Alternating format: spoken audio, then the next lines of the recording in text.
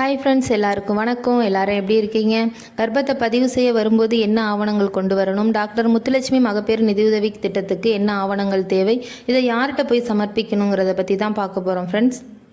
கர்ப்ப பதிவிற்கு ஆதார், முதல் குழந்தையாக இருந்தால் ஆதார் கார்டு இருந்தால் போதும். அந்த ஆதார் கார்டில் ஃபோன் நம்பர் லிங்க் பண்ணியிருக்கணும். லிங்க் பண்ணியிருந்தால் தான் ஓடிபி வரும். அதை வச்சு தான் உங்களுக்கு கர்ப்ப பதிவு செஞ்சு தருவாங்க. செகண்ட் குழந்தையாக இருந்தால் தடுப்பூசி அட்டை, முதல் குழந்தை பிறந்தப்போ தடுப்பூசி அட்டை கொடுத்துருப்பாங்களா, அதில் உள்ள RCHID நம்பரை போட்டு இரண்டாவது குழந்தைய அவங்க பதிவு செய்வாங்க. அதனால் முதல்ல உள்ள தடுப்பூசி அட்டையை எடுத்துகிட்டு வந்தால் போதும். இது இருந்தாலே அவங்க பதிவு பண்ணிடுவாங்க. கர்ப்ப பதிவுக்கு வேறு எதுவும் தேவையில்லை. இந்த 2 ஆவணங்கள் இருந்தால் மட்டுமே போதும்.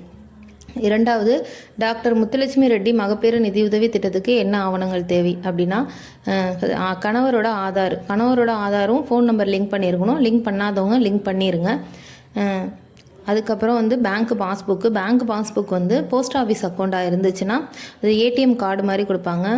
அது மாதிரி இருந்தால் தான் அவங்களுக்கு சீக்கிரம் பணம் போகிறதா சொல்லிக்கிறாங்க. அதனால் அதை நீங்கள் ரெடி பண்ணி வச்சுக்கோங்க. அதுக்கப்புறம் ரேஷன் கார்டு PHH கார்டாக இருக்கணும். இல்லை PHHAAY அது மாதிரி கார்டாக இருந்தால் தான் அமௌண்ட்டு போகுது. வறுமை கோட்டுக்கு கீழ் உள்ளவங்களுக்கு மட்டும்தான் அமௌண்ட் போகுது. இப்போ 1/4/2024 வறுமை கோட்டுக்கு கீழ் உள்ளவங்களுக்கு ஆட்டோமேட்டிக்காகவே சுகாதார செவிலியர் எதுவும் பண்ண முடியாது. ஆட்டோமேட்டிக்காகவே அமௌண்ட்டு போகிற மாதிரி செட் பண்ணிட்டாங்க.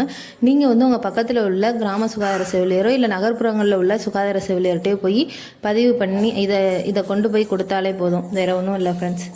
ஏதாவது டவுட்னா கமெண்ட் பண்ணுங்கள். தேங்க்யூ.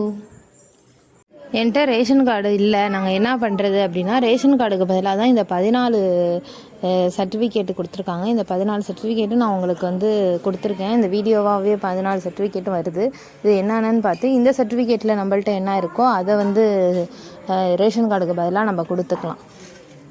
வேறு ஏதாவது உங்களுக்கு டவுட்னா கமெண்ட் பண்ணுங்கள் ஃப்ரெண்ட்ஸ். தேங்க்யூ. Bye bye.